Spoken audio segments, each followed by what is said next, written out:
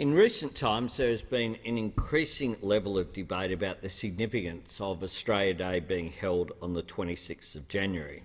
There is no doubt that this has the potential to be a divisive debate. Indeed, it looks like some in the commentary are looking for an argument, not a solution. Finding a way forward is more important than rerunning old arguments. Our nation needs to reconcile itself with the past as a precondition of creating a better future, one in which we all embrace a common vision of what it means to be Australian in the 21st century. Instead of emphasising our differences, let us create a platform for unity. Australia Day is a time for acknowledging both the good and bad about our past, assessing where we are as a nation today and contemplating our vision for the future. All Australians must acknowledge this commemoration of the arrival of the First Fleet in 1788 is a difficult one for the first Australians. The arrival of Europeans disrupted the longest continuous civilisation on earth and was accompanied by dispossession, violence, disease and trauma, which is still felt today with the tragic gap in life expectancy, education and health outcomes between Indigenous and non-Indigenous Australians. It is understandable that many Indigenous Australians refer to 26th of January as Survival Day. Every Australia Day is a reminder that there is much unfinished business to achieve reconciliation, including recognising Aboriginal and Torres Strait Islanders in our Constitution, but also practical measures to close the gap on living standards, jobs, education and health outcomes. The story of modern Australia is also one of migration since the 18th century. We're a nation which has welcomed millions of people from all parts of the globe, seeking a better life for themselves, their families and generations to come. On Australia Day this year, as in others, tens of thousands of people pledged their allegiance to our country and became citizens.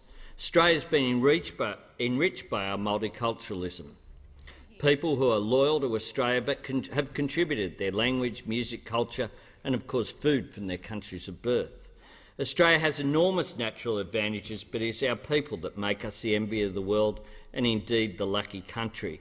And indeed we're confident enough that it's only a matter of time before we have an Australian head of state.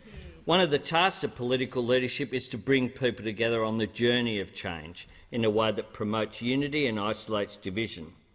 It seems to me that the purpose of Australia Day, to consider Australia's past, present and future, provides an opportunity. I'm a strong supporter of constitutional change to recognise the first Australians and in favour of a republic.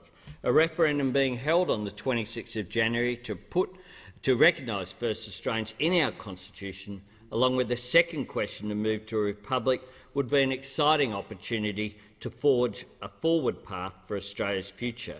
It would mean Australia had a day that recognised our modern history of new arrivals, our continuous history of Indigenous Australians dating back at least 65,000 years, and our declaration of confidence that we are a modern, independent state with an Australian as its head. I don't declare that this proposal is the idea to avert a divisive debate about when to celebrate Australia Day, just as it is an idea, and I note Noel Pearson's proposition in The Australian 2 weeks ago about celebrating both January 25 and January 26. To me, it has a certain logic because increasingly I've witnessed more discussion about issues confronting the first Australians, past, present and future, around Australia Day. The Uluru Statement from the Heart has advanced a constructive proposal for a voice for First Nations after extensive engagement, and indeed this is not a proposal for a third chamber. Australians want harmony based on mutual respect.